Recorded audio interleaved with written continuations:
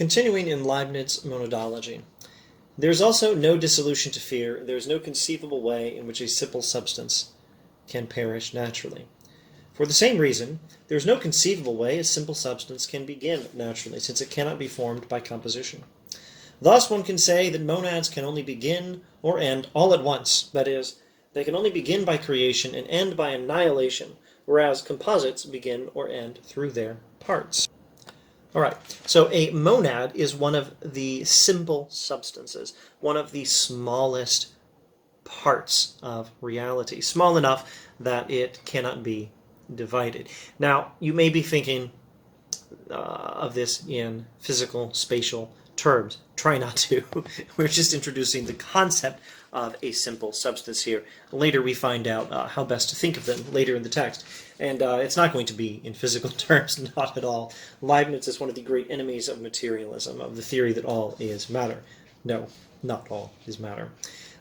Monads are the simple substances, and they cannot be created by composition. They cannot be created by putting things together. Okay, so you can create a book by putting things together. You can put all these different pages together, plus this, I don't even know what to call it, cardboard that the cover is made of, plus whatever bits of ink and glue and whatever else might have gone into the production of this book. It's made of parts. You can't make out of parts an atom in the truest sense of the term, the classical, etymological sense of the term.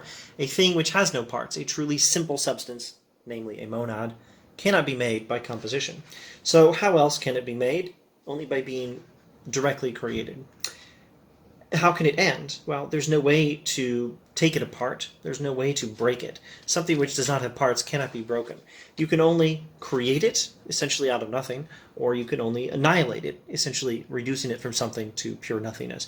Not taking parts and putting them together to assemble something, not taking things apart to disassemble them, as I could disassemble this book, which I wouldn't because I like this book, but I'm physically capable of it. Maybe not psychologically capable. I'm physically capable of ripping this book into pieces.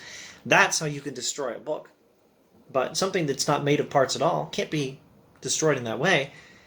It's not made of parts. You can only bring it into existence, essentially out of nothing, or and end it. You can only end its existence essentially by, well, annihilation, by reducing it to pure nothingness, not into subsequent parts, because there are no parts in a thing that doesn't have parts. Thus, Leibniz concludes the monads can only begin by creation and end by annihilation, which is, if it's not already frightfully clear, something only God can do.